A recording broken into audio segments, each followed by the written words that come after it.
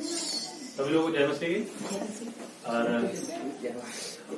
Good morning. कितने लोग आज खुश हैं? कारण क्या है? परमेश्वर ने आज का दिन दिखाया और खासकर विशेषकर हमारी जो मलेशिया का टाइम था 10 बजे का, अभी आप आज से 9 बजे का हुआ है और प्रभु की उपस्थिति यहाँ पर है, क्योंकि प्रभु कहता है कि तुम्हारे पहुंचने से पहले मैं वहाँ पर हाजिर होता हूँ।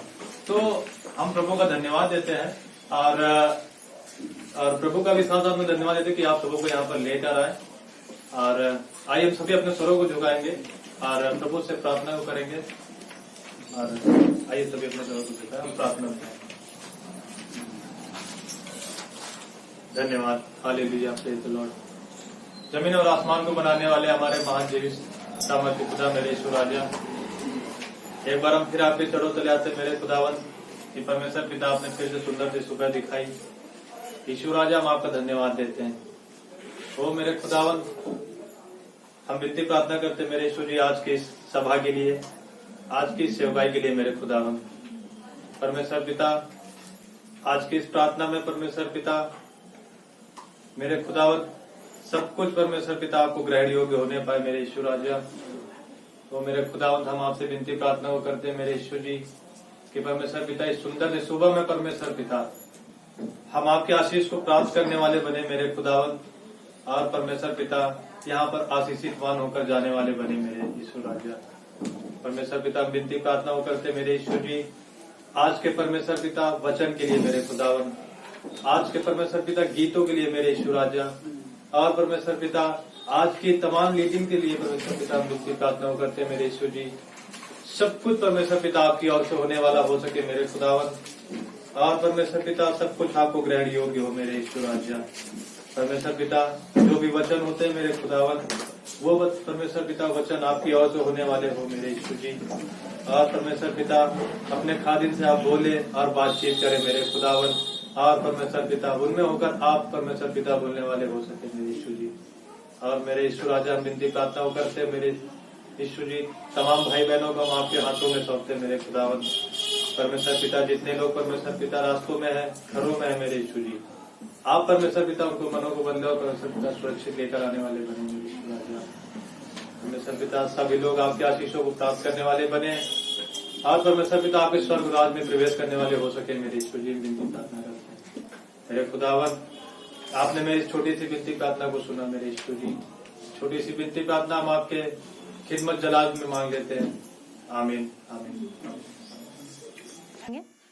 सेनाओं का यहोवा हमारे संग संग है, याकूब का परमेश्वर हमारा ऊंचा गढ़ है।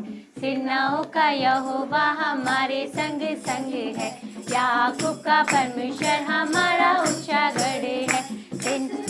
आकाश बनाया जिसने पृथ्वी बनाई, जिसने आकाश बनाया, जिसने पृथ्वी बनाई, जो सर्वशक्तिमान प्रभु है, वो यहोवा हमारे संग संग है। जो सर्वशक्तिमान प्रभु है, वो यहोवा हमारे संग संग है। सेनाओं का यहोवा हमारे संग संग है, याकूब का परमेश्वर हमारा ऊंचा गढ़ है। सेनाओं का यहोवा हमारे संग संग है, याकूब का परमेश्वर हमारा ऊंचा गढ़ है। समंदर को जिसने डुबागा, जंगल से मार को निकाला। समंदर को जिसने डुबागा, जंगल में से मार को निकाला। जो वायदे को करता है पूरा, वो यहोवा हमारे संग संग है। जो वायदे को करता है पूरा, वो यहोवा हमारे संग संग है। सेनाओं का यहोवा हमारे संग संग है, याकूब का परमेश्वर हमारा ऊंचा गढ़ है। सेनाओं का यहोवा हमारे संग संग है, याकूब का परमेश्वर हमारा ऊंचा गढ़ है। लाजर को जिसने जिलाया, जक्कई को जिसने बचाया,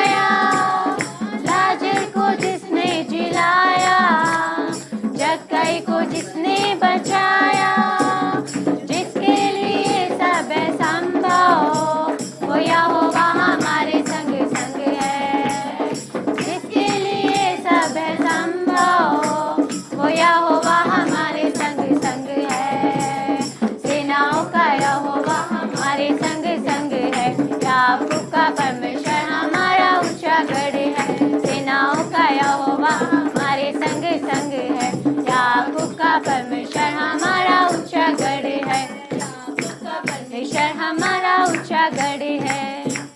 तेरा प्यार है महान, तेरा प्यार है जहान, मैं जो पहले मुर्दा था तूने डाली मुझ में जान। तेरा प्यार है महान, तेरा प्यार है जहान, मैं जो पहले मुर्दा था तूने डाली मुझ में जान। क्यों ना बोलूं फिर मैं तेरी जय जयकार, क्यों ना बोलूं फिर मैं तेरी जय जयकार, जय जयकार, जय जयकार।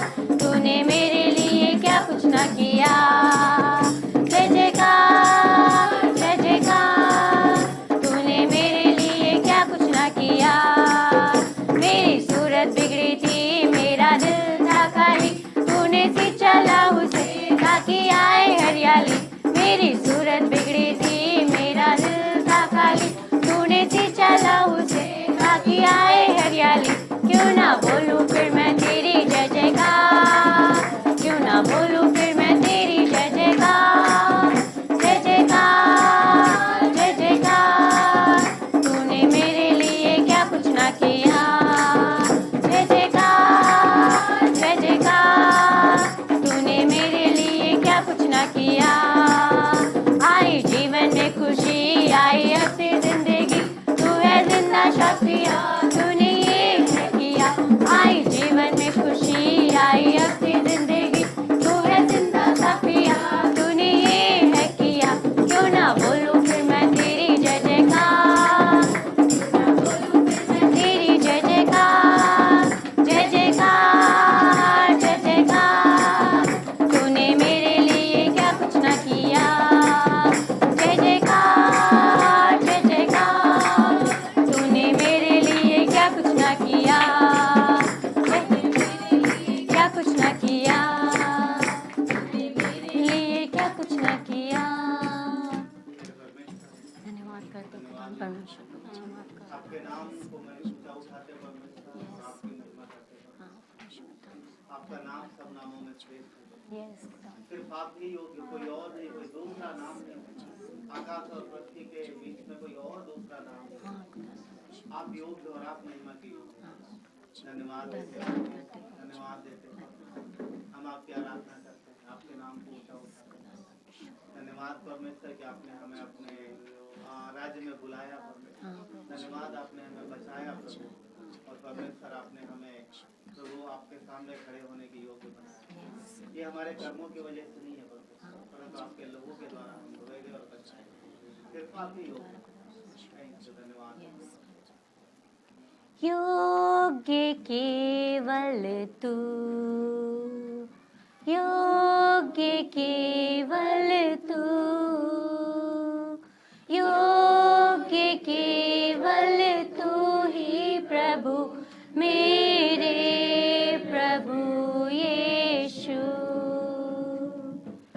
योग्य केवल तू, योग्य केवल तू, योग्य केवल तू ही प्रभु, मेरे प्रभु यीशु। पवित्र केवल तू, पवित्र केवल तू, पवित्र केवल तू ही प्रभु, मेरे प्रभु यीशु। आदर और महिमा हो तेरी, आदर और महिमा हो तेरी, आदर और महिमा हो तेरी प्रभु, मेरे प्रभु यीशु। योग्य केवल तू, योग्य केवल तू, योग्य केवल तू ही प्रभु, मेरे प्रभु यीशु। पवित्र केवल तू, पवित्र केवल तू,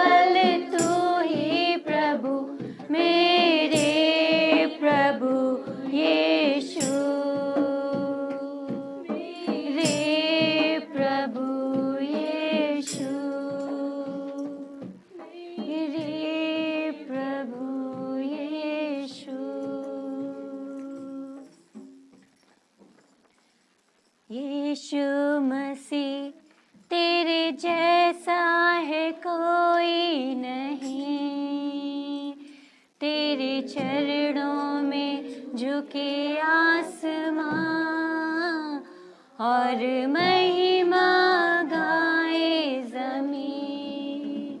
यीशु मसीह, तेरे जैसा है कोई नहीं, तेरे चरणों में झुके आसमां और महिमा गाए ज़मीन। हम गाए हो शहना, तू राजा होगा, है राजा, तेरी महिमा होवे सदा। तू है प्रभु हमारा खुदा। तू गाए हो शहना, तू राजाओं का है राजा, तेरी महिमा होवे सदा। तू है प्रभु हमारा खुदा। तू है प्रभु हमारा खुदा। प्यारे पिता, तूने हमसे कितना प्यार किया, हमें पापों से छुड़ाने को अपने बेटे को कुर्बान किया। अरे पिता, तूने हमसे कितना प्यार किया, हमें पापों से छुड़ाने को अपने बेटे को कुर्बान किया। हम गाए हो शहना, तू राजाओं का है राजा, तेरी महिमा होवे सदा। तू है प्रभु हमारा खुदा। तू गाए हो शहना, तू राजाओं का है राजा, तेरी महिमा होवे सदा। तू है प्रभु हमारा खुदा। तू है प्रभु हमारा खुदा। तू है प्रभु हमारा खुदा। परमेश्वर धन्यवाद देते हैं आपके नाम को ऊंचा उठाते हैं। आप राजाओं के राजा हो, आप हमारे परमेश्वर हो, आप हमारे बनाने वाले हो। आपने हमें जीवन दिया, आपने हमारे शरीर को बनाया, हमारी सांसें आपकी दी हुई है परमेश्वर। धरती पर हम जितने दिन है प्रभु आपके अनुग्रह से प्रभु। परमेश्वर धन्यवाद देते पिता कि जितने दिन हम रहे हम आपको महिमा दें, आपकी ओर देखे परमेश्वर, क्योंकि आपके पास हमारे लिए भली योजना है प्रभु, और हम आपकी इच्छा अनुसार जीवन जिएंगे। धन्यवाद देते पिता परमेश्वर, धन्यवाद देते प्रभु, धन्यवाद देते। आपकी उपस्थिति मांगते प्रभु हमारे बीच में। हम जानते हैं प्रभु आप हमारे बीच में हो परमेश्वर। हम अपने हृदय को तैयार कर सकते हैं और हम आपको महसूस कर सकते हैं। धन्यवाद प्रभु, धन्यवाद देते हैं। आगे के समय को आपके प्रार्थना मिलती उद्धार करता प्रभु यीशु मसीह के नाम से। आमीन। तो अच्छे दिख रहे हैं आप सब लोग। हाँ, बहुत अच्छा। इब्रानियों का 11 अध्याय हम लोग देखेंगे आज। इब्रानियों के 11 अध्याय से 23 और 28। तो कोई एक पर्सन पढ़ सकता है इब्रानियों का 11 अध्याय वचन 23 से 28 तक। जोर से पढ़िए जो भी पढ़े। विश्वास ही से मूसा के माता पिता ने उसको उत्पन्न होने के बाद 3 महीने तक छिपा रखा, क्योंकि उन्होंने देखा कि बालक सुंदर है और वे राजा की आज्ञा से न डरे। ठीक है। विश्वास ही से मूसा ने सयाना होकर फिरौन की बेटी का पुत्र कहलाने से इनकार किया। बस रुकिए, यहाँ पर 2 बातें हैं। विश्वास से बोलता है कि उसके माता पिता ने फिरौन की आज्ञा से, राजा की आज्ञा से नहीं डरे और उसको छुपा के रखा। और जब वो बालक बड़ा हो गया तो क्या कहता है कि उसने फिरौन यानी राजा के बेटी का पुत्र कहलाने से इनकार किया। किसकी वजह से? विश्वास की वजह से। आगे पढ़ते हैं। इसलिए कि उसे पाप में थोड़े दिन के सुख भोगने से परमेश्वर के लोगों के साथ दुख भोगना अधिक उत्तम लगा। हाँ, क्यों उसने इनकार किया? क्योंकि पाप में थोड़े दिन के सुख भोगने से कहीं ज्यादा अच्छा लगा कि वो परमेश्वर के लोगों के साथ दुख उठाए। हाँ, बड़ा निर्णय। आगे देखिए। उसने मसीह के कारण निंदित होने को मिस्र के भंडार से बड़ा धन समझा, क्योंकि उसकी आंखें फल पाने की ओर लगी थी।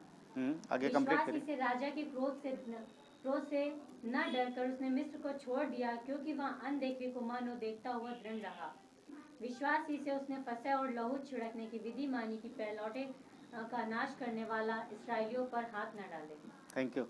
आइए प्रार्थना में जाते हैं। परमेश्वर, धन्यवाद देते आपके प्रेम और दया के लिए। पिता, आपकी महिमा हो, आपके नाम को ऊंचा उठाते परमेश्वर, सर्वशक्तिमान और जीवित परमेश्वर, धन्यवाद देते, आपकी अगुवाई करते, आपको अगुवाई मांगते परमेश्वर। प्रभु, हम आपके लोग हैं पिता परमेश्वर, और हम आपकी ओर देखते हैं प्रभु यीशु। आज के इस हिस्से पर, आज के इस संदेश पर प्रभु आपका आशीष रहे, प्रभु आपकी अगुवाई रहे पिता परमेश्वर। यहाँ प्रभु आप अपने हर एक बच्चे के हृदय से बातें करो प्रभु।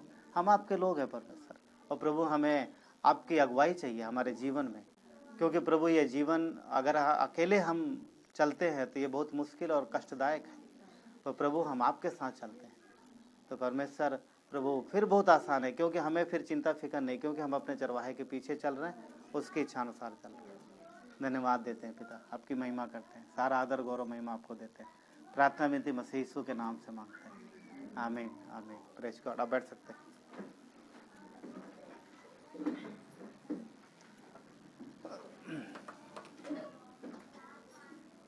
मेमोरी वर्स सबने याद किया पिछली बार का? नहीं दिया था? चले इस बार ले लीजिए फिर। हाँ, पिछली बार शायद ना दिया। याकूब 1:22। मैं समझता हूँ कि बहुतों को याद भी होगा ना। याकूब 1:22, परंतु वचन पर चलने वाले आगे। सबको पता है, ठीक? नहीं पता तो याद करो फिर। हाँ, बहुत अच्छा है, याद होना चाहिए ना, याद होने चाहिए वचन हमें कुछ। हाँ, इसलिए हम वीक में एक बार एक वचन देते हैं याद करने के लिए। याकूब का 1:22, हाँ, ये मेमोरी वर्स है, ठीक है? और लिखो और याद करो, ताकि परमेश्वर का वचन आप सबको रास्ता दिखाए। जैसा कि हम लोगों ने पढ़ा ना इस भाग में, कि वचन कहता है कि मूसा ने फिरौन की बेटी का पुत्र कहलाने से क्या किया? उसने इनकार कर दिया, मना कर दिया। अब आप इमेजिन करो कि मूसा ने क्या त्याग दिया, क्या त्याग दिया। सबको पता है वचन क्या कहता है? ओके, वचन 24 क्या कहता है? विश्वास से ही मूसा ने सयाना होकर, यानी बड़ा होकर, फिरौन की बेटी का पुत्र कहलाने से इनकार कर दिया उसने। आपको पता है फिरौन कौन था? हम सब जानते हैं। फिरौन मिस्र का राजा था, और मूसा किसकी संतान बना? उसकी बेटी का। क्योंकि जब माता पिता ने उसे नदी में बहा दिया तो बहते बहते उसको किसने पाया था? मिस्र के राजा के जो फिरौन था उसकी बहन ने, और उसे पाल पोस के बड़ा किया। वो किसकी संतान कहला रहा था? राजा की बहन का बेटा था, और वो बहुत होनहार था, बहुत ही उसके अंदर बहुत योग्यता थी, बहुत योग्य था वो। और परमेश्वर का वचन कहता है कि वो जब बड़ा हुआ, जब सयाना हुआ, एक शब्द है यहाँ पर जो हिंदी में कहता है सयाना, बढ़िया शब्द एक्चुअली। कई कोई बोलते तुम बड़े सयाने हो यार, है ना? कई बार लोग बोलते हैं बड़े सयाने हो। सयाना मतलब जो अपने आप को बहुत समझदार समझता है। तो मूसा, पता है क्या मूसा इसके पहले सयाना नहीं था, वो सयाना था। वो पहले से बड़ा था, बहुत बुद्धि थी उसके पास, उसने बहुत सारे देश, कई सारे देश जीते थे, और बहुत कुछ था उसके पास। वो सयाना था, वो बुद्धिमान था। मगर वचन कहता बुद्धिमान वो तब बना जब उसे फर्क महसूस हुआ कि वो है कहाँ पर और वो कर क्या रहा है, कहाँ है और क्या कर रहा है। जब उसे पता चला कि वो है क्या और कर क्या रहा है, तो उसने कुछ त्यागने का निश्चय किया। और क्या त्यागने का निश्चय किया? कि अब वो यहाँ पर नहीं रहेगा, वो नहीं कहलाएगा राजा के संतान, वो नहीं रहेगा ये राजा के साथ, छोड़ देगा सारा राजपाट और वैभव। क्या ये बुद्धिमानी भरा निर्णय था? राजा के संतान। और उस समय मिस्र, पता, उस समय मिस्र दुनिया में सबसे पावरफुल देश था। उस टाइम। और वहाँ का राजा बनना मतलब पूरी दुनिया पर राज करने के जैसा। और मूसा के पास वो मौका था, क्योंकि वचन कहता है कि वो बहुत बुद्धिमान था, बहुत सयाना था, हाँ बहुत अच्छा था वो। और अगर आप प्रेतो काम में पढ़ोगे तो वहाँ पे लिखा है कि उसे सारी विद्या पढ़ाई गई, सब कुछ उसके पास, ज्ञान बहुत था उसके पास, और बोलने में भी वो होशियार था। मगर अब यहाँ पर उसने क्या किया, वचन 26 कहता है कि उसने मसीह के कारण निंदित होने को मिस्र के भंडार से अधिक समझा। उसने निंदित होना ज्यादा प्रिय समझा। किसको निंदा पसंद आएगी? चलिए देखते हैं। त्यागना और पाना, त्यागना और पाना विश्वासी जीवन का एक तरीके से प्रमुख मुख्य बात है। ये विश्वासी जीवन की एक मुख्य बात है, त्याग देना और ग्रहण करना। क्योंकि विश्वासियों को कुछ चीजें त्यागनी पड़ती हैं और कुछ चीजें ग्रहण करनी पड़ती हैं। एक सिद्धांत है, यहाँ पर कुछ अरेंज नहीं है, अगर पानी भरा ग्लास है तो उसको आप कैसे भर सकते हो? समझ पा रहे मैं क्या बोल रहा हूँ? भरा ग्लास है, अब उसको आप कैसे भर सकते हो जब तक उसे खाली ना करो। समझ रहे? तो खाली करना यानी जो है उसके अंदर उसको त्याग देना बहुत जरूरी है, तभी वो भरा जा सकता है, अन्यथा भरा नहीं जा सकता। तो मूसा को समझ में आ गया कि उसे क्या छोड़ना है और किस चीज को प्राप्त करना है, प्राप्त करना। हम यीशु के पास आते हैं और अपने आप का इनकार करते हैं। पता त्यागना क्या है? त्यागना है अपनी समझ की, अपनी खुद की बुद्धि, खुद का विचार, खुद की जो संसार की तरफ से जो हमारे अंदर बहुत सारी चीजें आती है ना, और जो घमंड, ईर्ष्या, द्वेष, बहुत सारी चीजें। क्योंकि अगर ये चीजें भरी रहेंगी तो फिर हम परमेश्वर के प्रेम को कैसे जान पाएंगे? कैसे जान पाएंगे? हमारी खुद की अभिलाषाएं। आज संसार में देखो क्या होता है। कभी देखा आपने ऐसे व्यक्ति को जहां पर दो आदमियों में झगड़ा हो? कभी आपने देखा हो? कभी ध्यान देना, अभी आज तक कभी मिला हो आपको जिसने पहले बोला नहीं नहीं मेरी गलती, तो भाई ठीक है। अगर किसी ने बोला भी होगा तो ताना मारने के लिए, है ना। अगर किसी ने बोला हाँ मेरी गलती है, सब तब समझ रहे हैं वो बोल रहा मेरी गलती, पर इनडायरेक्टली, है ना। तो बहुत ऐसे नहीं दिखेंगे आपको लोग, बहुत कम दिखते हैं। बहुत कम ही रेयर मिलेगा जो कहे नहीं वाकई मेरी गलती। कोई गलती नहीं मानता। क्यों? मैं बड़ा हूं, मैं क्यों मानूं? मैं क्यों गलती, मैं क्यों झुकूं? और यीशु ने क्या बोला? जो अपने को नीचा करेगा वही, और दुनिया क्या कहते मैं क्यों झुकूं? इसीलिए समझ पा रहे फर्क है दोनों सिद्धांतों में। यीशु ने बुलाया तुम आओ मेरे पास, जो नम्र होगा, अपने आप को दीन करेगा, मैं उसे ऊंचा उठाऊंगा। और संसार कहता है झुकना नहीं, है ना, झुकना नहीं। और यीशु क्या बोलता है पता है? परमेश्वर ने क्या बोला? झुको। एक चीज ध्यान है, जो कड़क रहता है, पेड़ देखा, पेड़ जो आंधी तूफान में जो बहुत कड़क होते हैं, और जब तूफान तेजी से आता तो अगले दिन कैसे मिलते हैं वो? जो बहुत कड़क मतलब बहुत मजबूत पेड़ टिका रहता है मजबूती से, और जब तेज तूफान आता है तो अगले दिन देखते हो अरे ये तो सीधा खड़ा था अभी। परंतु जो लचीला होता है और जब आंधी तूफान आता है ऐसा लेट जाता है, फिर नहीं दिखेगा, और बाद में, है ना। तो यीशु ने, देखिए सुनिए, जब प्रभु यीशु दुनिया में आए थे तब भी यही सिद्धांत था, तब भी संसार का यही सिद्धांत था। पर उन्होंने एक अलग सिद्धांत पेश किया कि जो अपने को छोटा करेगा वो बड़ा किया जाएगा। तो यहूदी फरीसियों का दिमाग घूम गए, बोल क्या रहा है ये बोल क्या रहा है? हम जो इतने प्रसिद्ध, जो सम्मानीय है, इतने प्रतिष्ठित व्यक्ति है, हम अपने को दीन करें, नम्र करें, हम छोड़ दें अपना मान सम्मान। इसे यहीं पर कुछ बताने की कोशिश कर रहे हैं कि हमें छोड़ना है कुछ चीजें, और विश्वास के साथ। मूसा ने सयाना, वो जब सयाना मतलब जब उसे समझ आ गया, कि जब उसे पता चल गया कि वो है क्या, कर क्या रहा है ये, हाँ धन दौलत है, वैभव है, सब कुछ है, परंतु ये यहाँ रह के क्या प्राप्त करेगा, तो उसने चुन लिया कि मैं सब छोड़ दूंगा। किधर क्या चुना, किसको चुना? वचन कहता मसीह के कारण उसने छोड़ा। परमेश्वर क्या चाहते हैं? विश्वासी खुद की महत्वाकांक्षाएं, अभिलाषाएं, इन सब चीजों से बाहर निकले। आजकल बच्चों में ना, यूथ बच्चों में जरा सा मम्मी पापा कुछ को बोलते बड़ा ईगो आ जाता है, अरे तुमने मुझे ऐसा कैसे कह दिया, दोस्त से चाहे 10 बातें सुनाए, फोन आते जैसे मैंने देखा, आप लोग भी देखते, हाँ फोन आएगा, ऐसा फोन उठाएंगे और उधर से सीधे, अभी मैं क्या बोलूँ, कैसा शब्द आता मैं बोल भी नहीं सकता, और सीधे इस तरीके से बातें कर। दोस्त 20 बातें बोलेगा, नो प्रॉब्लम, सब चलता है। मम्मी पापा ने कुछ भी बोल दिया, अरे ऐसे कैसे बोल दिया, और आपस में बात, अरे तेरी मम्मी ने ऐसे बोला, चल आज बात घर मत जाना, चल हम लोग चलते कहीं और। होता है क्या है पता, अंदर ईगो बहुत। पति पत्नी में जरा सा कुछ होता, तुमने इसे मुझे क्यों बोल दिया, हाँ? क्षमा कहाँ है, क्षमा किधर है? हाँ नहीं मैं नहीं झुकूंगा भाई, मैं, ये मेरा घमंड मुझे प्रिय है, मेरा ईगो बहुत प्रिय है, मैं तो नहीं छोड़ने वाला, हाँ मैं तो पकड़े रखूंगा इसको। ऐसो बोलता तुम कभी ऊंचे नहीं उठाओ जाओगे। हाँ 2 जगह परमेश्वर कहाँ मिलता है पता, 2 जगहों पर, या तो सर्वशक्तिमान परमेश्वर सबसे ऊंचे सिंहासन पर है, सबसे ऊंचे विराजमान है, या फिर सबसे नीची जगहों पर। वो परमेश्वर है, एकदम नीचा स्थान चुना। अगर हम अपने को ऊंचा उठाएंगे, घमंडी बनेंगे, तो कभी परमेश्वर नहीं मिलने वाला, कभी यीशु को प्राप्त नहीं कर पाओ। इसने इसीलिए उसने बोला तुम अपने को दीन, जो अपने को दीन बनाएगा वो ऊंचा उठाया जाएगा। समझ रहे हैं? हाँ। यूहन्ना का 3 अध्याय वचन 30 कहता है कि अवश्य है कि वो बढ़े और मैं घटूं, वो बढ़े और मैं घटूं।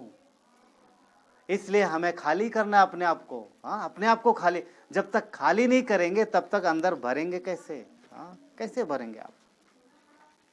यीशु हमारे अंदर दिखने चाहिए, हमारे अंदर मसीह बढ़ना चाहिए, ना कि हमारा घमंड, ना कि हमारी ईर्षा, ना कि हमारी द्वेष, और ना कि संसार की चीजें। दुनिया में जाओ ये तो सब मिलता है, सब रहते हैं हम लोग ना आस पास, यही सारी चीजें होती है। परंतु पता क्या होता है, ज्यादातर विश्वासी क्या करते हैं, वो चाहते हैं कि मेरे जीवन में प्रभु कम, मैं ज्यादा बढ़ूं, मेरी महिमा हो, जहां मैं जाऊं मेरी तारीफ हो, मेरा नाम हो, मुझे सब अच्छा बोले। हाँ अच्छा, तारीफ अच्छी लगती सबको, अच्छी लगती, पता ज्यादा तारीफ आपको फिर घमंडी बना देगी, फुला देगी, और आप प्रभु के क्या इच्छा से बाहर निकल जाओगे। हाँ तारीफ अच्छी बात है, सुनना भी अच्छा लगता है, परंतु क्या हम विश्वास योग्य तब रहेंगे जब हमारी तारीफ हो, या फिर तब जब कोई तारीफ करे या ना करे हम परमेश्वर को देख करके चुपचाप जो काम दिया गया करते जाएंगे? आप कब विश्वास योग्य रहेंगे? समझ रहे हैं? ध्यान रखना, तारीफ हो या ना हो, कोई तारीफ करे या ना करे, हमारा परमेश्वर हमसे प्यार करता है, वो हमारे कामों का प्रतिफल हमें देगा। इसलिए हम विश्वास योग्यता से, जो भी दिया गया काम हम विश्वास योग्यता से करेंगे, परमेश्वर को विश्वास योग्य जान के। हाँ ये मेरे जीवन का एक तरीका होना चाहिए। हम जितना नीचे जाएंगे परमेश्वर उतना ऊंचा उठाएगा। समझ रहे हैं? वो परमेश्वर है। परमेश्वर चाहते हैं कि हम अपनी नहीं, अपनी इच्छाओं को नहीं, परंतु परमेश्वर की इच्छाओं के अनुसार जीवन बिताएं। महत्वाकांक्षा हो ना, इंसान के अंदर बहुत महत्वाकांक्षा होती है, और इस महत्वाकांक्षा की वजह से आप देखोगे कि दुनिया में कितने सारी लड़ाइयाँ हुई हैं। नाम लेना बताए तो बहुत सारे लोगों के नाम है, पर मुख्य 1-2 लोगों के नाम लेंगे ना, 1-2 जिसको सब जानते हैं। कितने लोग सिकंदर को जानते हैं? हाँ सिकंदर महान बोलते, पता नहीं महान क्यों लगा दिया उसके नाम के आगे, क्योंकि कितने लोगों की हत्याएं करी उसने। हाँ इतनी सारी लड़ाइयाँ लड़ी, उसकी सिर्फ उसकी महत्वाकांक्षा थी, पता क्या, कि मैं पूरी दुनिया पर, मेरा साम्राज्य पूरी दुनिया। अरे क्या कर लेगा भाई दुनिया पर राज करके। खैर उसने कोशिश करी और काफी हद तक कामयाब हुआ, पर क्या पाया पता, क्या मिला उसको? कुछ नहीं मिला। बताते करीब 326 BC में हिंदुस्तान आया था वो, 326 BC में, यीशु के पैदा होने के 326 वर्ष पहले इधर भी आया था, और यहाँ पर पंजाब में लड़ा था, जो आजकल शायद एरिया पाकिस्तान में है, पश्चिमी पंजाब, जहाँ पर पोरस के विषय में सुनते हैं हम लोग। और वहाँ पर कुछ लड़ाई हुई थी, और उसके बाद में वो हार गया, शायद बोलते हैं कि मच्छर की वजह से मर गया था, मलेरिया हो गया था, ऐसा सुनने में आया उसको। समझ फारस में मरा था, बेबीलोन में मरा था, ये इराक में शायद, वापस जा रहा था, हाँ वापस चला गया तो रास्ते में मर गया, पहुँच नहीं पाया। पूरी दुनिया पर कब्जा करने वाला व्यक्ति राज भी नहीं कर पाया, क्या मतलब? समझ? तो महत्वाकांक्षा, इसने हजारों लोगों के प्राणों की बलि ली, मतलब बलि व्यक्त से बोल सकते हैं कि इसकी वजह से कितने लोग मारे गए, मगर क्या दे के गया दुनिया को?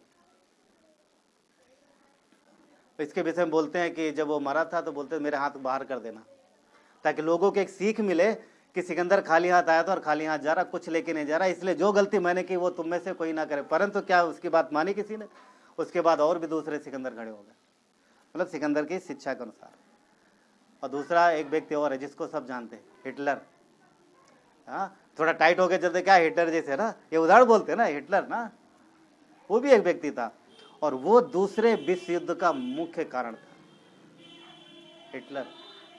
उसकी वजह से उसने वो बनाई थी भूमिका दूसरे विश्व युद्ध की। आज जैसे यूक्रेन और रसिया लड़ रहे हैं, आपके टेलीविजन में आ रहा होगा खबर ना, अगर आपने सुना होगा, दो देश आपस में लड़ रहे हैं।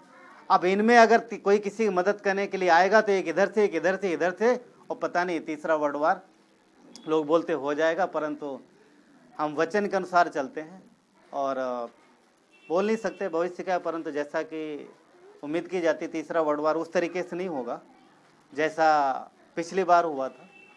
बाकी परमेश्वर जानता है भविष्य की बातें, परंतु पॉइंट क्या है कि महत्वाकांक्षा ना, इंसान की महत्वाकांक्षा कई बार बहुत कुछ बिगाड़ देती है। हाँ, कई, मैं ये नहीं बोल रहा हूँ कि वो दोनों लड़ रहे किसी वजह से, उनका मैटर है, परंतु पॉइंट क्या है कि जब भी होता है ये सारी चीजें, जब इंसान अपने को ऊंचा उठाता है तो वहां तकलीफ आती है। पर हमें डरने की जरूरत नहीं, लड़ाइयाँ हो रही हैं, टेलीविजन वाले डरा रहे हैं, तीसरा विश्व युद्ध शुरू होने वाला, हाँ, मगर डरने की जरूरत नहीं है, क्योंकि वचन 24 मत्ती का अध्याय 24 वचन 6 क्या कहता है? तुम लड़ाइयाँ और लड़ाइयों की चर्चा सुनोगे पर घबराना नहीं। परमेश्वर बोलता है इस तरह की चीजें होंगी, दुनिया में पहले भी हुई और आगे भी होंगी, पर तुम डरना नहीं, घबराना नहीं। हाँ, उस समय अंत नहीं होगा। परमेश्वर अपने देह की रक्षा करते, कलीसिया की रक्षा करते हैं। मत्ती का 28:20 क्या कहता है? तुम डरना नहीं, मैं जगत के अंत तक तुम्हारे, वो है हमारे साथ। राइट, सुनो कुछ चीजें। विश्वासी जीवन में हमें स्वयं की इच्छा पूरी करने के बजाय परमेश्वर की इच्छा पूरी करने की ओर बढ़ना है, और यही हमें सोचते रहना, कहीं मैं अपनी इच्छा की तरफ तो नहीं ज़्यादा भाग रहा हूँ, परमेश्वर की मर्जी मेरे जीवन में क्या है। कुछ बातें हैं आप लोग लिख सकते हैं और आपको बहुत फ़ायदेमंद रहेंगी। पहली बात, विश्वास करना और विश्वास के अनुसार चलना ही विश्वासी जीवन कहलाता है। अगर हम विश्वास करते हैं, विश्वास के अनुसार चलते हैं, तभी फिर हम विश्वासी सही मायने में कहलाते हैं। नहीं तो सिर्फ आएंगे और ताली बजाएंगे, गाने सुनेंगे, जाएंगे, तो वो कोई मतलब नहीं रहा। दूसरी बात,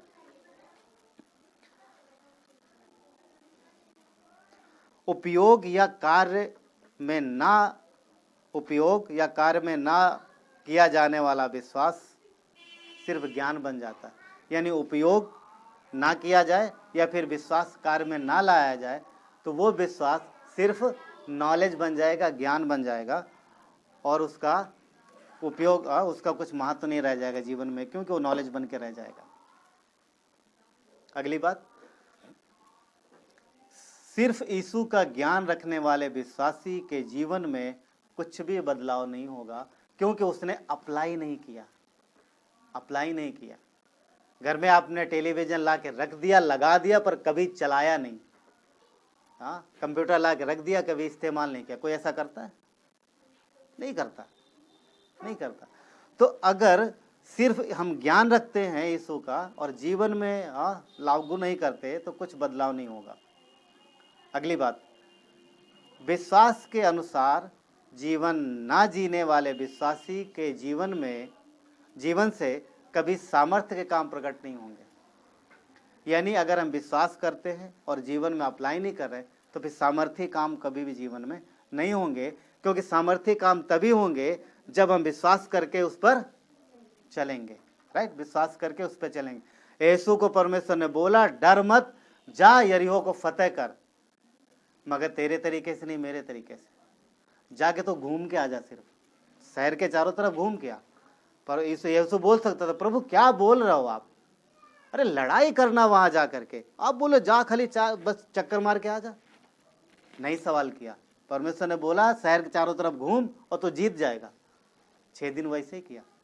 7वें दिन बोला 7 चक्कर घूम जा। अच्छा ठीक, मैं घूम रहा हूं। पर ये विश्वास है, हम अपनी बुद्धि नहीं लगाते। क्यों? लड़ाई कैसे जीती जाती है? आज भी लड़ रहे लोग, हाँ, पर उस समय क्या तीर तलवार जो भी थे, लड़ाई लड़ते थे ताकत से। परमेश्वर ने बोला कुछ नहीं करना, जा आराधना कर और घूम के आ। नहीं नहीं मैं नहीं जाऊंगा, इस तरीके से लड़ाई नहीं जीती जाती। मैं लड़ चुका हूं, मैं योद्धा हूं। यीशु पता है योद्धा था, सैनिक था, और परमेश्वर उसको ये सिखा रहा था, यीशु तेरी बुद्धि नहीं मेरी बुद्धि के अनुसार लड़ तू। और इसलिए उसने बिल्कुल विपरीत काम दिया, किसको? जोशुआ को, यीशु को। क्यों? क्योंकि वो योद्धा था, उसे तलवार चलाना, सेना का नेतृत्व करना सब आता था। अब परमेश्वर बोला जा, लड़ना नहीं है, घूम, चक्कर लगा। बैठ के ऐसा सोच रहा होगा यार, खैर मैं समझता हूँ यीशु नहीं सोच रहा होगा, परंतु वो लोग जरूर सोच रहे होंगे जो उस सेना में होंगे और जिन्होंने कभी इस तरीके से देखा नहीं होगा, जरूर सोच रहे होंगे यार क्या कर रहा है यीशु ये।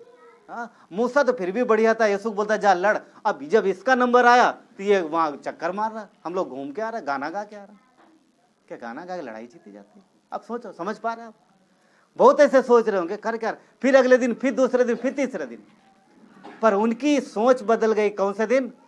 7वें दिन। समझ पा रहे हैं?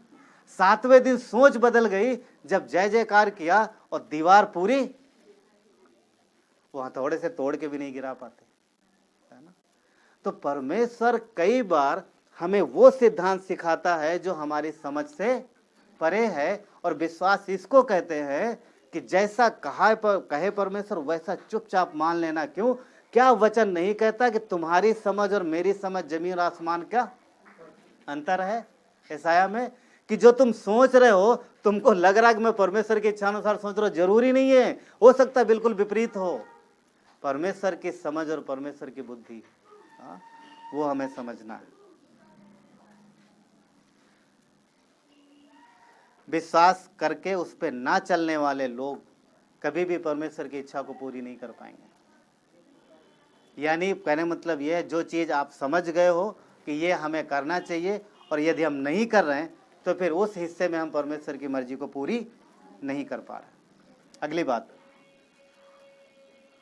विश्वास करके ना चलने वाले लोग कभी भी, उनका कभी भी परमेश्वर इस्तेमाल भी नहीं कर पाएंगे। यानी अगर जो व्यक्ति विश्वास करता है पर विश्वास के अनुसार चल नहीं रहा, तो परमेश्वर कभी भी उस व्यक्ति का इस्तेमाल नहीं कर पाएंगे, क्योंकि वो आज्ञा को मान ही नहीं रहा, वो चुपचाप एक जगह स्थिर है। ठीक है?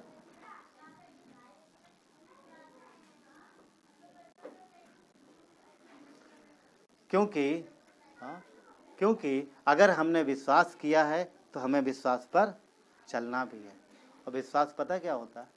देखिए, कभी भी यीशु ये काम नहीं कर पाता यदि उसने परमेश्वर की क्षमता पर भरोसा न किया होता। आज पता समस्या क्या है? आज हम अपनी बुद्धि का इस्तेमाल करते हैं और हम परमेश्वर के वचन पर सवाल उठाते हैं और उसके तरीके पे कई बार सवाल उठाते हैं। अरे ऐसे कैसे होगा, कैसे होगा, ये उसका काम है, आपको जो बोला गया वो करो ना बस। जो दिखाई दे रहा, अरे कुछ दिख नहीं रहा, दिखेगा ना। आपको बीज बोने के लिए बोला गया, बो। विश्वास से किसान भी बीज बोता, हमें भी बोना। इब्रानियों का 11:1 क्या कहता? अब विश्वास आशा की वस्तुओं का प्रमाण और अनदेखी वस्तुओं का, आशा की वस्तुओं का निश्चय और अनदेखी वस्तुओं का प्रमाण है। आशा की वस्तुओं का निश्चय, हमने विश्वास किया मसीह पर, हम विश्वास करते कि यीशु हमसे प्रेम करता है, उसने जो जो वचन कहे हमने विश्वास किया है। अब हमारे सामने वो परिणाम हो या ना हो, पर उसने हमें बोला चलने के लिए, तो हम विश्वास से चलेंगे। निष्कर्ष परमेश्वर के हाथ में है और परिणाम उसके हाथ में। हम देख के चलते हैं कई बार, नहीं हमें अगर रास्ता दिखाई देगा तो हम जाएंगे। परमेश्वर क्या बोलता? तुम कदम बढ़ाओ, रास्ता वो बनाएगा। इब्रानियों के 11:6 क्या कहता है? विश्वास बिना उसे प्रसन्न करना, बिना विश्वास के परमेश्वर को प्रसन्न नहीं कर सकते। प्रसन्न करने का मतलब पता है क्या है? परमेश्वर की इच्छा के अनुसार चलना। हाँ, अगर विश्वास करते हैं तो हमें उस पर जाना है। परमेश्वर की इच्छा के तरीके, परमेश्वर की इच्छा का पीछा करना कई बार कठिन लगता है। क्या लगता है? कई बार कठिन लगता है कि परमेश्वर का जो इच्छा का पीछा करना कठिन है। पता है किसको कठिन लगता है? सुनो, छोटे बच्चे को अगर आप दूध का बोतल पकड़ा दो तो उससे छीनोगे तो उसके लिए देना मुश्किल हो जाता है, चाहे वो दूध खराब ही क्यों ना हो। आप समझ पा रहे बात को? अगर दूध का बोतल है और वो दूध गंदा है और उसने ले लिया, वो पी रहा और माँ छीने के देता नहीं, रोता है। बच्चे को नहीं पता कि ये खराब है, पर मम्मी को पता है खराब है, और माँ कभी पीने नहीं देगी और वो रोएगा। तो कई बार पता क्या होता है, कई बार कुछ चीजें जब हमको छोड़नी पड़ती हैं, त्यागनी पड़ती है, तो वहां पर भी समस्या आ जाती है। नहीं नहीं नहीं नहीं, ये कैसे होगा? आप समझ पा रहे बात को? परमेश्वर किन चीजों को बोलता है? हमारे स्वयं की बुद्धि और स्वयं की इच्छा ना, स्वयं की बुद्धि स्वयं की इच्छा के अनुसार। आप समझ पा रहे हैं? स्वयं की बुद्धि, स्वयं का समझ। परमेश्वर बोलता अपनी समझ नहीं, मेरी समझ के अनुसार चलो। समझ रहे हैं? वो एक मुख्य बात है। उस तरीके से अगर हम वो चीजों पे नहीं चलते हैं, फिर वहां कठिन हो जाता है। फिर हम उस बच्चे के जैसे नहीं नहीं नहीं नहीं, बोतल खराब, दूध खराब है तो भी चलेगा, मम्मी यही दे दे, हमें नहीं देगी मम्मी कभी। हाँ, क्योंकि परिणाम किसको पता है? परमेश्वर को परिणाम पता। तो जब कई बार हम उन चीजों को छोड़ नहीं पाते, वहां समस्या होती। ठीक, स्वाभाविक मनुष्य सदा अपनी इच्छा को पकड़े रहता है और वो यीशु की मर्जी को नहीं, अपनी मर्जी को पूरा करना चाहता है। वो स्वयं की मर्जी को छोड़ने की इच्छा कभी नहीं करता। बहुत से विश्वासी ऐसा करते हैं। विश्वासी होकर भी अविश्वासियों जैसा जीवन जीते हैं और सदा अपने को ही ऊंचा उठाते हैं और अपनी ही बड़ाई सुनना चाहते हैं। और ये पता है क्या है? ये विश्वास से ये थोड़ा सा कमजोरी की पहचान है। परंतु परमेश्वर चाहते हैं कि हम विश्वास में निर्णय लें और जो हमारा चुनाव हो, जो निर्णय हो, वो बढ़िया हो और परमेश्वर की इच्छा अनुसार। विश्वासी को वचन के अनुसार निर्णय लेना चाहिए, ना कि सांसारिकता के अनुसार, ना संसार की बुद्धि और ज्ञान के अनुसार। आपकी समझ कुछ कह सकती है अलग, पर अगर परमेश्वर ने आपको बोला ये करने के लिए, तो फिर अपनी समझ को किनारे रखो और विश्वास साथ बढ़ो उस जो परमेश्वर ने कहा। परिणाम परमेश्वर की इच्छा अनुसार होंगे।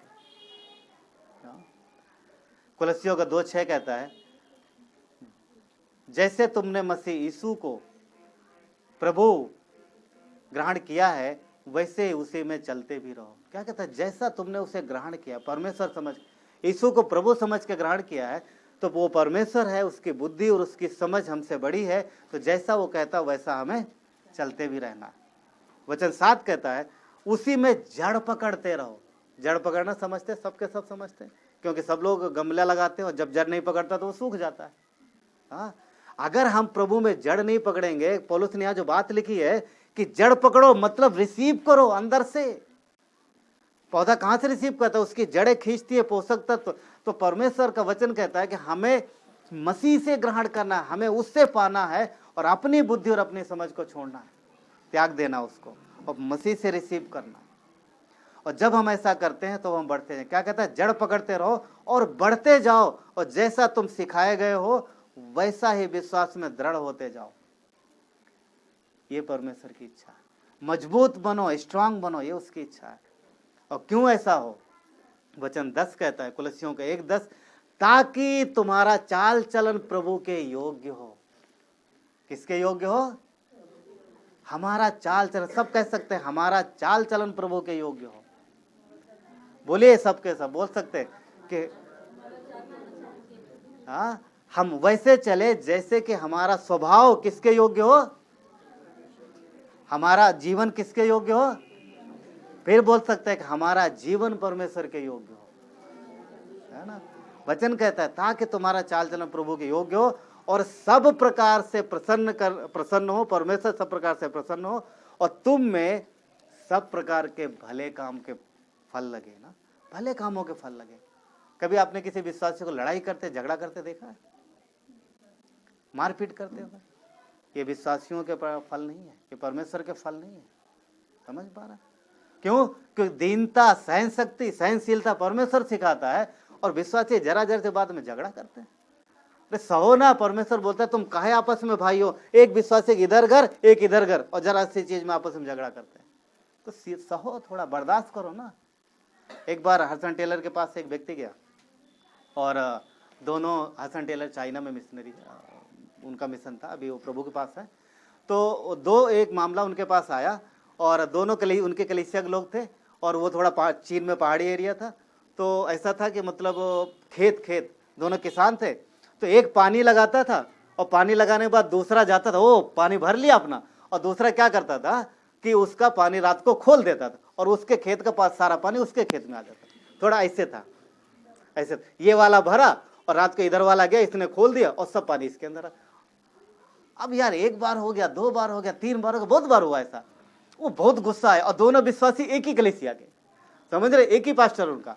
और एक दिन वो गया, दूसरा ये वाला जो पानी भरता था जिसका खेत ऊपर था, बोलता पास्टर मैं बहुत परेशान हो गया। संडे ने बोला बता भाई क्या बात। बोलता पास्टर आप उसको जानते हो ना? हाँ। बोलता बहुत अच्छा आदमी हो। बोलता हाँ बढ़िया है, मगर आजकल वो कुछ गलत कर रहा है। क्या कर रहा है? बोलता मेरा खेत ऊपर है, मैं पानी भरता हूँ और रात को निकाल लेता है सब, कोटे मतलब खोल देता है, और जो भी होता है ना जो रोकने वाला, और क्या बोलता है, बांध, हाँ, वो बांध काट के पूरा पानी निकाल लेता है और मुझे फिर अगले दिन भरना पड़ता। तो मैं क्या करूँ, आप उससे कुछ बोलो। तो पास्टर ने पता क्या बोला?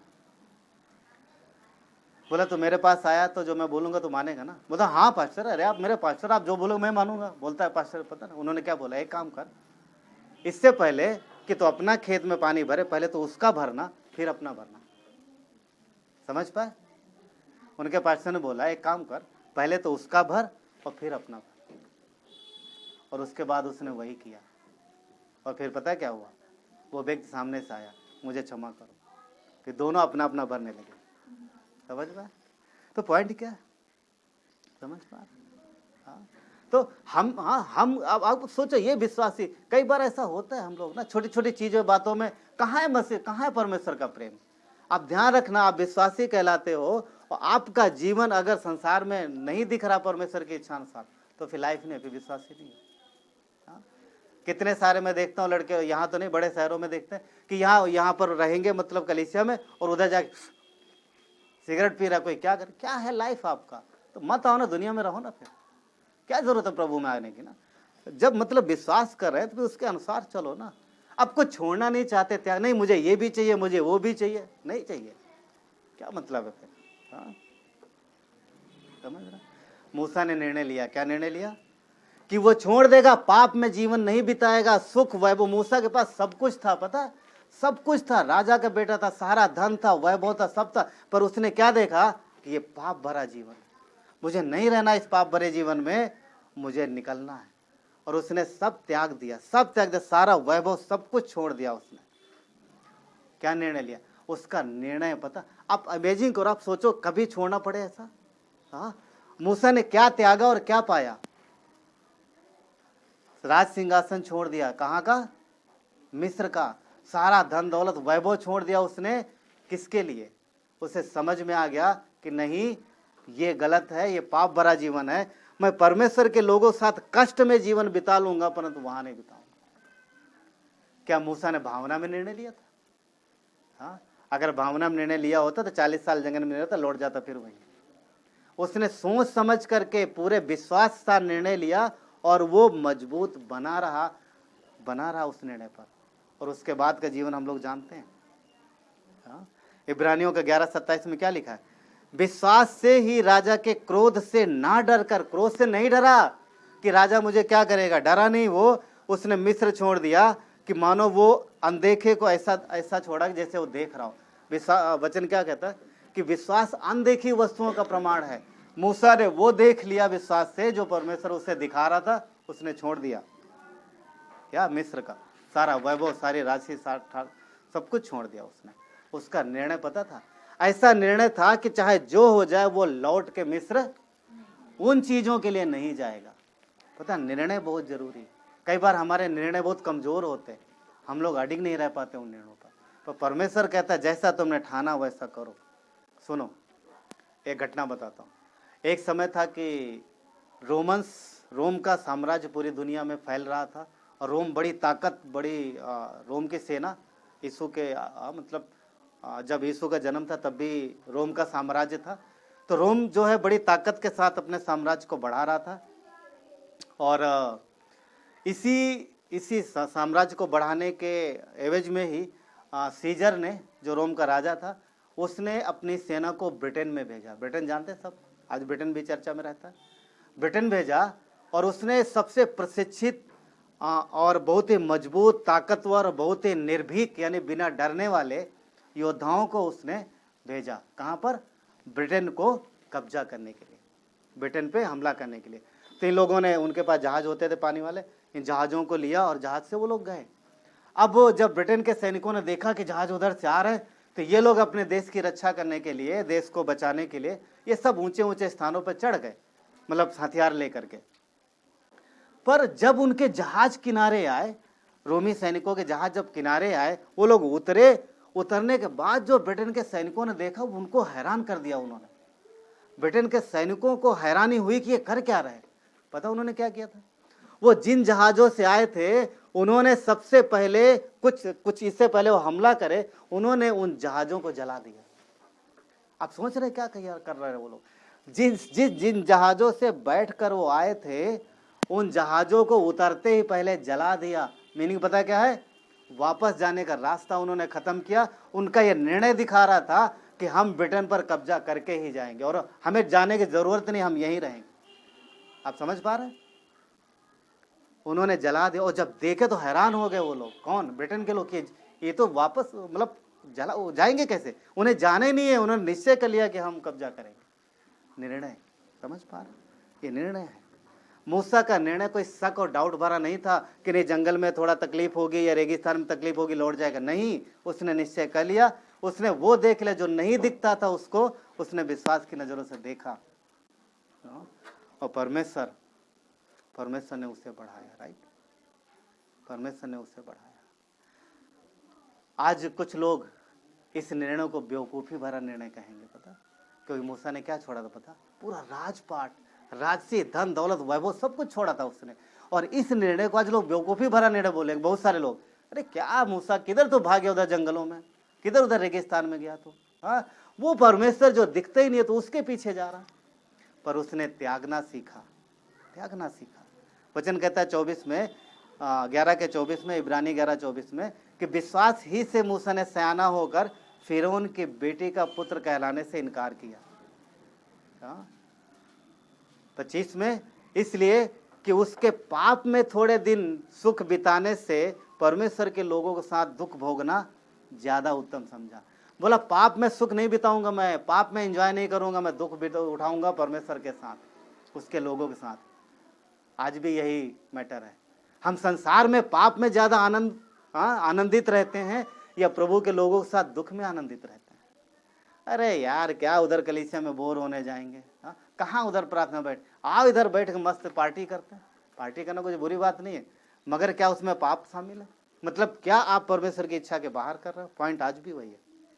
मूसा विश्वासी था, हम भी विश्वासी। हम क्या किन चीजों का त्याग करते हैं? क्या हम सांसारिकता को ज्यादा अपनाते हैं या फिर परमेश्वर के वचनों को अपनाते हैं? वो एक बात, वो समझने वाले। आज यही सवाल है, क्या मूसा ने गलत चुनाव किया था? हाँ, कितने लोग बोलेंगे अरे यार उसको राजा बन जाना चाहिए था, कहाँ उधर चला गया, कहाँ चला गया? आज भी वही सवाल है।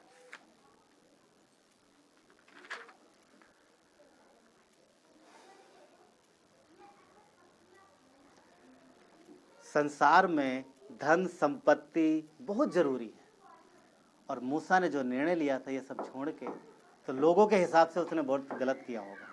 अगर संसार के लोगों को उदाहरण पूछो तो उनको लगे यार बेकार निर्णय था उसका। सुनो कुछ बातें। 1932 के समय में अमेरिका में एक क्रेज चालू था। कौन सा? संयुक्त राज्य अमेरिका। ये जो स्टेटमेंट है बिली ग्राहम का स्टेटमेंट, मैंने एक बुक से पढ़ा था। बिली ग्राहम ऐसा लिखते हैं कि 1932 के समय में अमेरिका में एक क्रेज था कि वो लोग, वहाँ के लोग सब बहुत ज़्यादा से ज़्यादा धन इकट्ठा करना चाह रहे थे, सब धनी होना चाह रहे थे, बहुत धन इकट्ठा करना चाह रहे थे। और उन्हीं दिनों में जब ये क्रेज चल रहा था, जब ये अमेरिकी जब धन इकट्ठा करने में लगे हुए थे, तो वहाँ पर एक अखबार में कुछ व्यक्तियों की कहानी छपी। कुछ व्यक्तियों के विषय में बोलते 8 व्यक्तियों की कहानी छपी। और इनकी जब स्टोरी छपी तो इनकी कहानी सुनकर के सब हैरत में हो गए, क्योंकि ये 8 व्यक्ति बहुत अमीर हो गए थे। और बोलते हैं कि इन 8 व्यक्तियों की सारी प्रॉपर्टी अगर जोड़ी जाती, सिर्फ 8 लोगों की, कहां पर? संयुक्त राज्य अमेरिका में ना, 1932 के आसपास। इन 8 व्यक्तियों की, बिली ग्राहम लिखते हैं कि प्रॉपर्टी इतनी ज्यादा थी कि संयुक्त राज्य अमेरिका की प्रॉपर्टी भी कम पड़ रही थी इन 8 व्यक्तियों के संपत्ति के बराबर। समझ पाए? इन 8 की संपत्ति एक तरफ और पूरे अमेरिका के एक तरफ, फिर भी इनकी ज्यादा थी। इतने ज्यादा धनवान हो गए लोग। अब सुनो, जब इनका अखबार में छपा तो इनका उदाहरण देने लगे लोग, देखो वो कैसा अमीर बन गया, देखो वो कैसे अमीर बन गया। और इनकी कहानी इस प्रकार चल रही है ना, इतना लोग अमीर बनना, इस तरीके इनके विषय में बातें हो रही हैं। हाँ, इनके विषय में इस तरीके से बातें हो रही। और इतने नहीं, लोगों को लोग आपस में बातें करते थे। और यही नहीं, बच्चों को सिखाया जाता था अखबार, उसमें सिलेबस में उनके सिलेबस में आता था बच्चों के विषय। बच्चों को सिखाते कि तुम इनका उदाहरण देखो, उनका उदाहरण देखो और बनो इस तरीके से। हाँ, इस तरीके से उनके विषय में बातें हो रही थी। परंतु कहानी यहाँ पर पूरी नहीं हुई। हाँ, कहानी यहाँ पर पूरी नहीं हुई। सुनो, ये था पहला भाग, ये पहला हिस्सा था, क्योंकि उनके किस चीज के चर्चे हो रहे थे, उनके धनी होने के चर्चे हो रहे थे ना, वो धनवान हो गए थे। अब सुनो, अब इधर लोग उदाहरण दे रहे, परंतु आखिरी बात जो है, आखिर दूसरा हिस्सा रह गया। पता क्या? अब ध्यान से सुनो, ये तो वो था जो इनका चमक भरा हिस्सा था, मगर अंत देखो, अंत किस प्रकार हुआ। इनके नाम कुछ इस प्रकार हैं। एक का नाम था चार्ल्स श्वेब, जो इस्पात कंपनी का बड़ा मालिक था। दूसरा था आर्थर कट्टन, ये गेहूं का मुख्य विक्रेता था। तीसरा था रिचर्ड हेतानी, ये न्यूयॉर्क का प्रमुख एक हुंडी ऐसा कुछ विक्रेता था।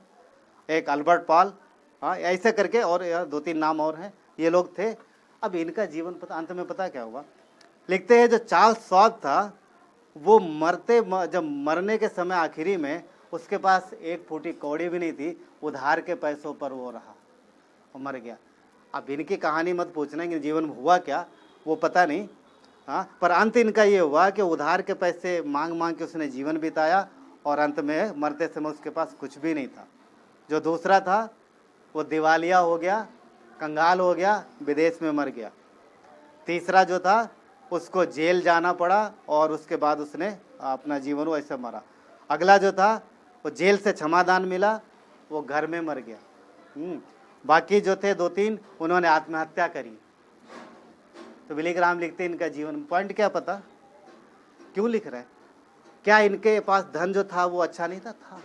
इनके पास एक कमी थी। पता, धन बुरा नहीं है, ऐसा नहीं परमेश्वर अपने बच्चों को धनी नहीं करना चाहता, मगर एक बात थी इनके पास। पता, इनके पास एक चीज नहीं था। वो क्या था पता? वो मसीह का स्वभाव और मसीह का जीवन नहीं था इनके पास। यीशु का जीवन नहीं था इनके पास। वो बैलेंस नहीं बना पाए। हाँ, वो संभाल नहीं पाए उन चीजों को, और जो कि उनके लिए कठिनाई का कारण बन गया। अब अगर इन लोगों से पूछा जाता, इन 8 आदमियों से, मूसा ने जो निर्णय लिया वो कैसा था, कब, जब ये धनी थे तब, तो क्या लगता है लोग क्या बोलते हैं? हाँ, अरे पागल था वो, पूरा मिस्र का छोड़ के चला गया। हम लोगों को देखो, हाँ, हमें देखो, हम तो कभी नहीं छोड़े।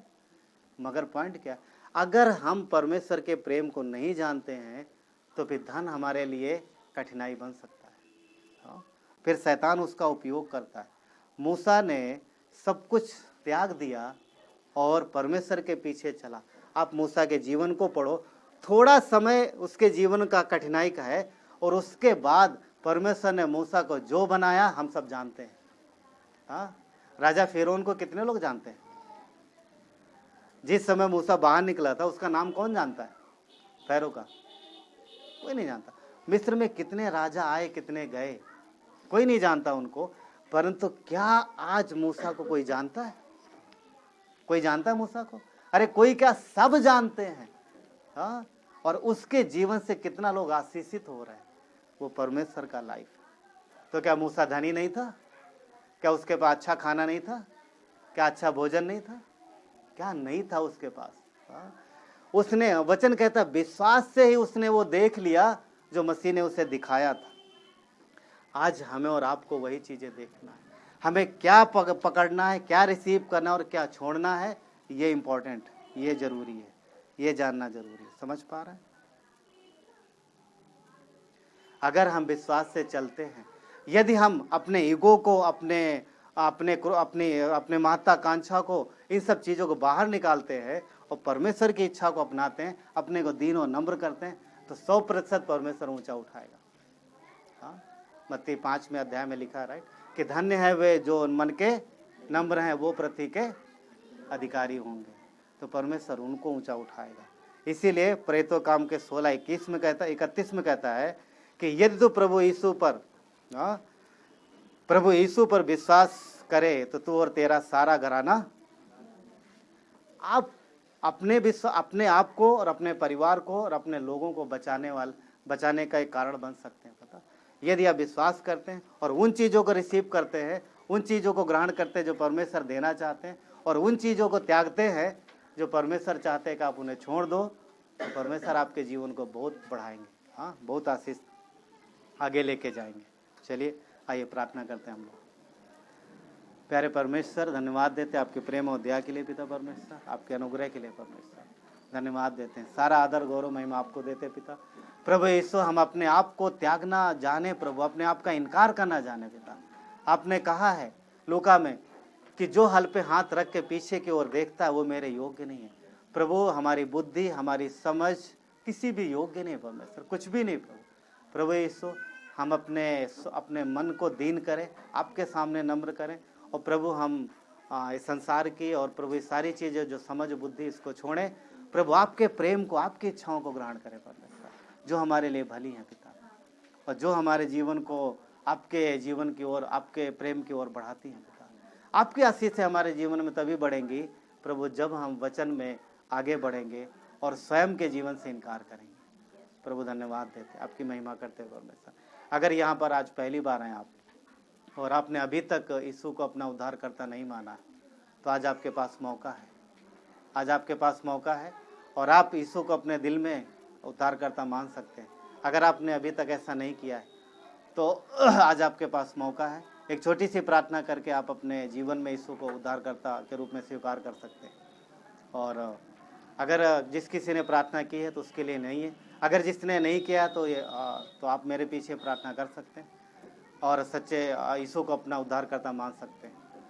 कहिए, आप अपने मन में बोल सकते हैं, कहिए, हे परमेश्वर, मैं पापी हूँ, मैं खुद को नहीं बचा सकता। प्रभु धन्यवाद देता हूँ कि आपने मेरे लिए क्रूस पर जान दी, कब्र में गए, तीसरे दिन जी उठे। प्रभु यीशु, मुझे क्षमा करो, मेरे जीवन में आओ, मेरी अगुवाई करो। जब तक मैं धरती पर रहूं मुझे रास्ता दिखाओ। धन्यवाद देते इस प्रभु इस समय के लिए और आज के इस संदेश के लिए पिता। प्रभु आपकी महिमा हो सबके जीवन से। धन्यवाद देते हैं, सारा आदर गौरव महिमा आपको देते हैं। प्रार्थना विनती हमारे उद्धारकर्ता प्रभु यीशु मसीह के नाम से मांगते हैं, आमीन।